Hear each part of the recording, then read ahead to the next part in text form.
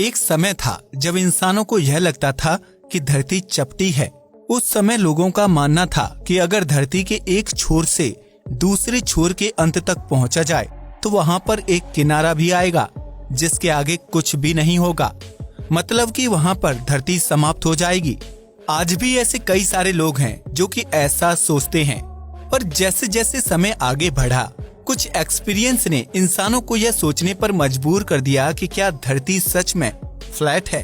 जब जहाजों के जरिए वे समुद्री यात्राएं किया करते थे तब उन्होंने देखा कि जैसे जैसे जहाज समुद्र के आगे चला जाता है वैसे वैसे ही वह दिखना बंद हो जाता है। उन्होंने यह भी देखा कि जब कोई जहाज बेहद दूर से आ रहा होता है तो सबसे पहले उसकी चोटी दिखाई पड़ती थी और उसके बाद नीचे का हिस्सा। ऐसा होना तभी मुमकिन था जब धरती चपटी होने के बजाय गोल हो। इंसानों ने जब और तरक्की की तब वे इस बात को समझ पाए कि धरती गोल ही है। लेकिन आज हम धरती के गोल या चपटे होने की बात नहीं करने वाले हैं। आज हम उससे भी बड़े सवाल को देखेंगे। अगर धरती गोल है तो नेविगेशन के तौर पर इस्तेमाल किए जाने वाले मैप्स फ्लैट कैसे हो सकते हैं? आप जिस मैप को बचपन से पढ़ रहे हो क्या वह सच में सही है या उसमें भी कोई झोल है?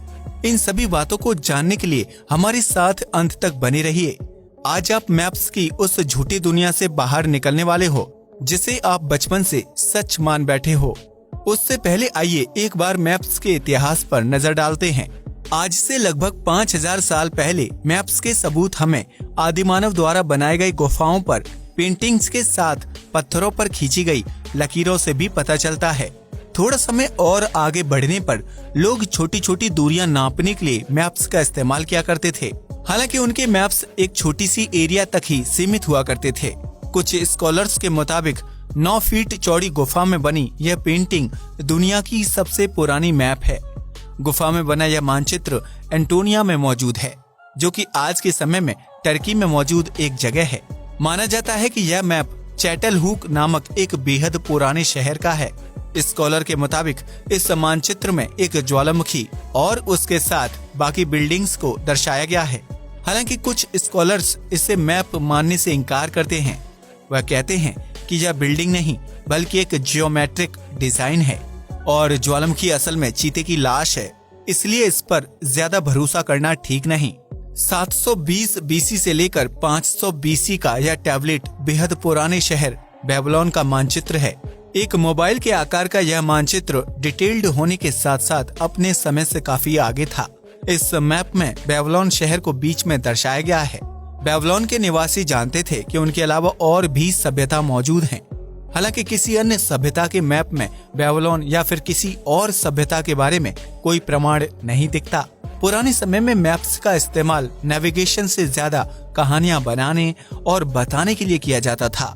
साथ ही मैप्स स्पिरिचुअल और रिलीजियस हुआ करते थे।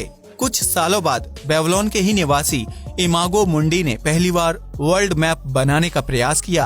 अपने वर्ल्ड मैप में उन्होंने दुनिया के 7 कॉन्टिनेंट और समुद्रों को दर्शाया था। इसमें समुद्रों को इस तरह से दिखाया गया था कि मानो वह कॉन्टिनेंट से पूरी तरह से अलग हों। आज के हिसाब से देखें तो उनका वर्ल्ड मैप बेहद ही खराब था और उसमें बहुत सारी कमियां थीं। साथ ही उसमें भारत को भी नहीं दर्शाया गया था। ग्रीक के महान फिलोसोफर एनेक्समेंडर ने भी वर्ल्ड मैप बनाने का प्रयास किया। उनके द्वारा बनाया गया मैप कुछ ऐसा था। इसमें कॉन्टिनेंट्स और ओशन दर्शाए गए थे। मैप को देखकर आपको ज्यादा कुछ समझ नहीं आएगा क्योंकि यह मैप भी पिछले वाले की तरह ही बेकार था। हालांकि उस समय के लिए ये एक बहुत बड़ी उपलब्धि थी और लोगों ने इस मैप की जमकर तारीफ की। एक सही प्रकार का वर्ल्ड मैप बनाने का श्रेय इन्हें दिया जाता है। लगभग 600 बीसी के करीब ही एकाताइओस द्वारा बनाया गया वर्ल्ड मैप सामने आया। उनके इस मैप में भारत को भी देखा जा सकता था। इसके करीब 1 सदी बाद एरोटोस्थनीज ने भी एक मानचित्र तैयार किया था। इसमें भारत चतुर्भुज जैसा दिखाई देता है। इसके बाद 2 AD में महान फिलोसोफर और मैथमेटिशियन टॉलमी ने दुनिया का नक्शा तैयार किया था। टॉलमी द्वारा बनाया गया यह मानचित्र बाकी अन्य मानचित्रों के मुकाबले काफी ज्यादा अच्छा था। आप इसमें दुनिया के अलग अलग देशों और कॉन्टिनेंट को देख सकते हैं। पुराने समय में बनाए गए सारे धरती के नक्शे बेहद ही खराब थे। इसका सबसे बड़ा कारण यह था कि लोग उस समय धरती को चपटा मानते थे और धरती के सही सही आकार के साथ साथ और भी कई चीजों का ज्ञान उन्हें नहीं था। धरती का मैप बनाने में सबसे बड़ी दिक्कत यह थी कि धरती गोल है और मैप एक 2D फिगर होता है, तो एक गोलाकार पिंड के नक्शे को एक पेपर में छाप पाना, वह भी उसमें मौजूद सारी जानकारी को बिना इधर उधर किए, नामुमकिन था। आप चाहें तो खुद इसे एक बार ट्राई करके देख सकते हैं। आप देखेंगे कि गोल पेपर पर छपी जानकारी को खराब किए बिना प्लेन पेपर में उसी जानकारी को एक्यूरेट दिखा पाना संभव ही नहीं है। 30 अप्रैल 1777 को जन्मे कार्ल फ्रेडरिक गॉस, जो कि एक मैथमेटिशियन थे, उन्होंने दुनिया को मैथमेटिकली साबित करके दिखा दिया कि गोल शेप में छपी जानकारी को प्लेन कागज पर ठीक उसी प्रकार दिखाना नामुमकिन है। मध्यकालीन इतिहास में कई मैथमेटिशियंस धरती के गोल नक्शे को एक प्लेन कागज पर छापने की कोशिश में लगे थे। वह किसी ऐसे फॉर्मूला या कहें कि किसी ऐसे तरीके की तलाश कर रहे थे जिससे ऐसा किया जाए। उस समय के कई मैथमेटिशियन और वैज्ञानिक इस काम में लगे हुए थे, पर कोई भी फॉर्मूला काम नहीं कर रहा था। सभी प्रयासों में किसी न किसी तरह की कमी या कहें दिक्कत आ ही जाती थी। आखिरकार एक ऐसे तरीके को ढूंढ ही लिया गया जिससे इस समस्या को सुलझाया जाए। इसे प्रोजेक्शन मेथड कहा जाता है। मैप प्रोजेक्शन ही वह तरीका था जिससे धरती के ग्लोब वाले मैप को प्लेन पेपर पर छाप दिया जाए। मैप प्रोजेक्शन मेथड में सिलेंड्रिकल पेपर को ग्लोब के चारों ओर रखा गया और ग्लोब पर छपे सारे के सारे इंफॉर्मेशन को उस पेपर पर प्रोजेक्ट किया गया। ग्लोब के इस प्रोजेक्टेड इंफॉर्मेशन को उस पेपर पर छापा गया और उसके बाद पेपर पर जो छपा हुआ निकला वही हमारी धरती का 2D मैप था। यहाँ पर ध्यान देने वाली बात ये है कि शुरुआत में केवल सिलेंड्रिकल पेपर पर प्रोजेक्शन नहीं प्रोजेक्ट किए गए थे, बल्कि उसके अलावा और भी तरह तरह के शेप्स पर प्रोजेक्शन प्रोजेक्ट किए गए थे, जैसे कि एक फ्लैट गोल पेपर पर, एक कोन पर, कई सारे ट्रायंगल्स को मिलाकर एक बने हुए पेपर पर। इसके अलावा और भी कई शेप के पेपर पर ट्राई किया गया था और सभी अलग अलग पेपर पर धरती के अलग अलग मैप्स बन रहे थे। प्रोजेक्शन से बने हुए मैप का फायदा क्या है वो आप थोड़े ही देर में समझ जाओगे, लेकिन उससे पहले आइए कुछ और देखते हैं। सिलेंड्रिकल पेपर पर जो प्रोजेक्शन बन रहा था वो कुछ ऐसा था जिसे आप अभी अपनी स्क्रीन पर देख सकते हो। इस प्रोजेक्शन को जेरेडस मर्केटर नाम के मैथमेटिशियन ने बनाया था और उन्हीं के नाम पर इस मैप का नाम मर्केटर मैप पड़ा। यह वही मैप है जिसे आज हम इस्तेमाल करते हैं, पर यहाँ पर एक सवाल यह उठता है कि मर्केटर मैप ही क्यों? यही मैप क्यों इस्तेमाल किया जाता है? हमने देखा था कि अलग अलग पेपर पर तरह तरह के प्रोजेक्शन बनाए गए थे और उन सभी अलग पेपर से अलग शेप के मैप बने थे, तो उनका इस्तेमाल क्यों नहीं करते? क्या वो सारे मैप गलत थे? इस सवाल का जवाब जानने से पहले आपको समझना पड़ेगा कि अलग अलग पेपर से किन किन तरह के मैप्स बन रहे थे। तो अभी आप जिस मैप को देख रहे हो वह कोन पेपर पर बना मैप है। इस पेपर पर जो मैप बना है उसे देखकर शायद आपको लग रहा होगा कि यह पूरी तरीके से गलत है, लेकिन मैं आपको बता दूं कि जिस मर्केटर मैप को आप देखते हो वह भी बिल्कुल इसी प्रकार गलत है।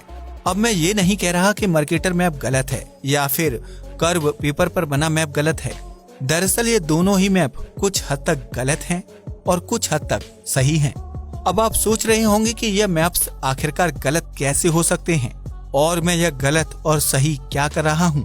आप यकीनन बहुत कंफ्यूज हो रहे होंगे, इसलिए चलिए थोड़ी आसानी से इस चीज को समझने का प्रयास करते हैं। याद कीजिए मर्केटर मैप को। मर्केटर मैप सिलेंड्रिकल पेपर को धरती के चारों ओर रखकर प्रोजेक्शन से बनाया गया था। तो उस केस में जो हिस्सा पेपर के कांटेक्ट में था, अर्थात धरती का इक्वेटर, वह ज्यादा अच्छे तरीके से प्रोजेक्ट हुआ होगा, जिसके कारण इक्वेटर का मैप तो सही ढंग से बन गया था, लेकिन क्योंकि इक्वेटर के ऊपर और नीचे पेपर ग्लोब से नहीं सटा था, इसलिए उनका साइज थोड़ा सा बिगड़ गया था। पर कैसे, आइए यह जानते हैं।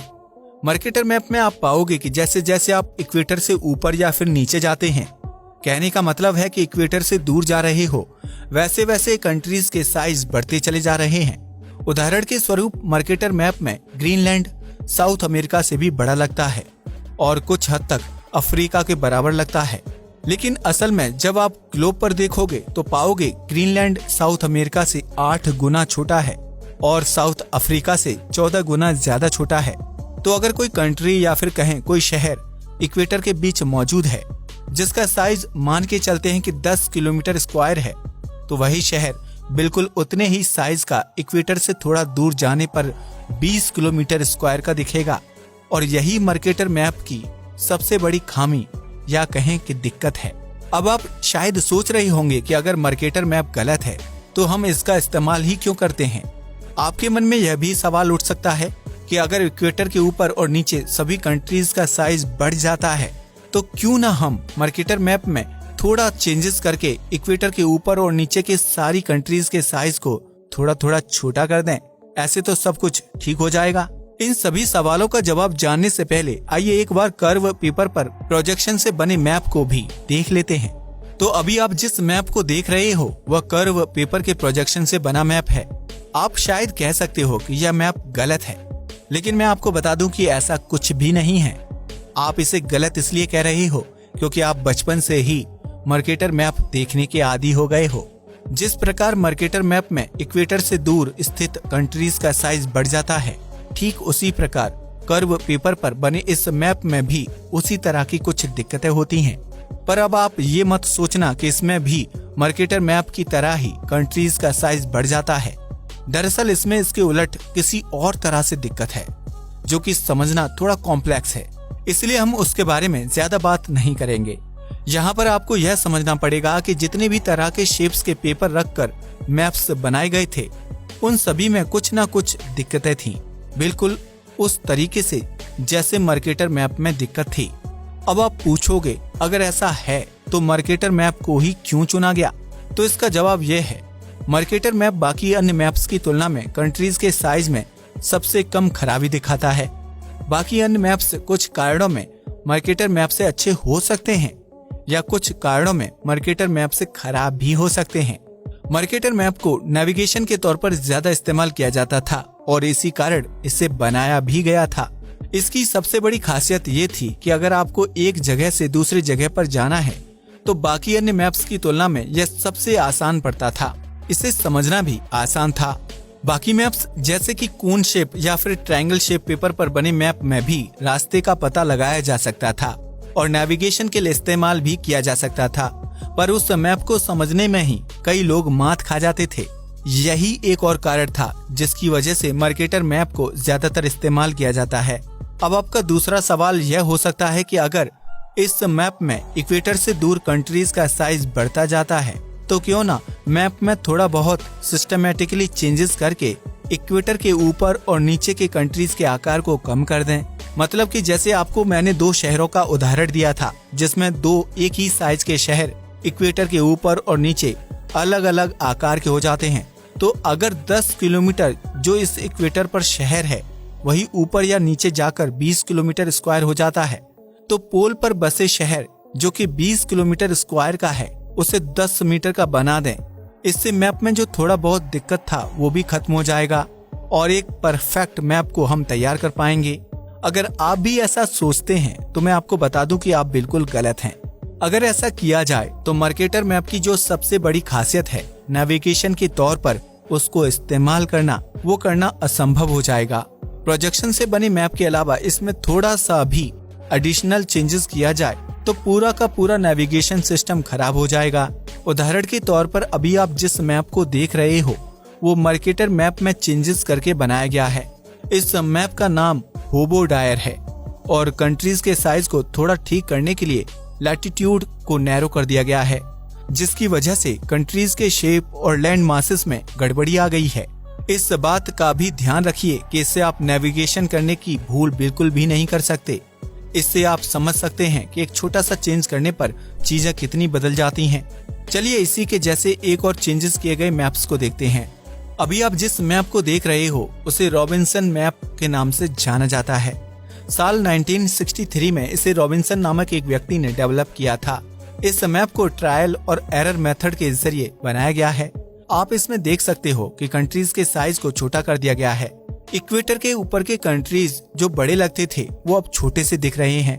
इस मैप को बनाने में तो रॉबिन्सन को सालों लग गए, पर चेंजेस होने के कारण ये मैप पूरी तरीके से गलत है। इसे ना तो नेविगेशन के लिए प्रयोग किया जा सकता है और ना ही लैंड मासेस के सही आकार को विजुअलाइज करने के लिए। तो अब आप समझ सकते हैं कि गलत होने के बावजूद मर्केटर मैप कितना जरूरी और सहायक है। अब आप में से कुछ लोग शायद ये भी सवाल उठाएं कि गूगल मैप्स जो हमें रास्ता दिखाता है वो भी मर्केटर मैप का ही इस्तेमाल करता है। और मर्केटर मैप, जैसा कि मैं आपको पहले बता चुका हूँ, सही साइज और दूरी को भी पूरे तरीके से परफेक्ट नहीं दिखाता, खासकर इक्वेटर से दूर मौजूद जगहों पर हम गूगल मैप्स में जो रास्ता देखते हैं वो तो बिल्कुल एक्यूरेट होता है और हर जगह उसका इस्तेमाल भी किया जाता है। तो ऐसा कैसे हो सकता है? अगर आप ऐसा सोचते हैं तो मैं आपको बता दूं कि गूगल मैप्स भी धरती के पोल्स पर उतना एक्यूरेट रास्ता नहीं दिखाता है। थोड़ा बहुत टेक्नोलॉजी की मदद से गूगल मैप्स में सुधार किया जाता है, पर फिर भी पोल्स पर ये उतना परफेक्ट काम नहीं करता। वैसे एक चीज तो कंफर्म हो गया है कि मैप्स ज्यादा अच्छे नहीं हैं। इससे ज्यादा उपयोगी आज के समय में ग्लोब हैं और हर जगह कोशिश की जानी चाहिए कि मैप्स की जगह ग्लोब का इस्तेमाल किया जाए ताकि कंट्रीज के शेप और साइज को आसानी से विजुअलाइज किया जा सके। मैप के कारण हम कंट्रीज के असल साइज को विजुअलाइज नहीं कर पाते हैं। ग्लोब हमें सही शेप, सही आकार और साथ ही सही दूरी दिखाता है, तो मैप्स के मुकाबले ये काफी ज्यादा अच्छा है। तो आज हमने इतिहास में बने अलग अलग मैप्स को देखा, साथ ही कैसे मैप्स में धीरे धीरे सुधार हुआ। उसके बाद हमने मैप्स के असल झोल को जाना और समझा कि मैप्स जो हम आमतौर पर इस्तेमाल करते हैं उसमें कितनी खामियां हैं। हमने ये भी देखा कि कैसे इतनी गलतियां होने के बावजूद मर्केटर मैप कितना अहम और जरूरी है। हमने मध्यकाल में वैज्ञानिकों के द्वारा मैप्स बनाने के प्रयासों को भी देखा, जिसमें वो असफल तो कई बार होते गए, पर आखिर मैप बनाने में उन्हें सफलता मिल ही गई। उसके बाद हमने जाना कि थोड़ी सी चूक होने के बाद मर्केटर मैप का क्या हाल हो जाता है। फिर गूगल मैप्स कैसे मर्केटर मैप का इस्तेमाल करता है वह भी हमने देखा। आखिर में हमने देखा कि कैसे ग्लोब मैप्स से बेहतर है। उम्मीद करता हूँ कि आज आप इन सभी चीजों के बारे में ठीक तरीके से समझ चुके होंगे। वीडियो पसंद आया हो तो इसे लाइक और शेयर कीजिएगा। नमस्कार दोस्तों।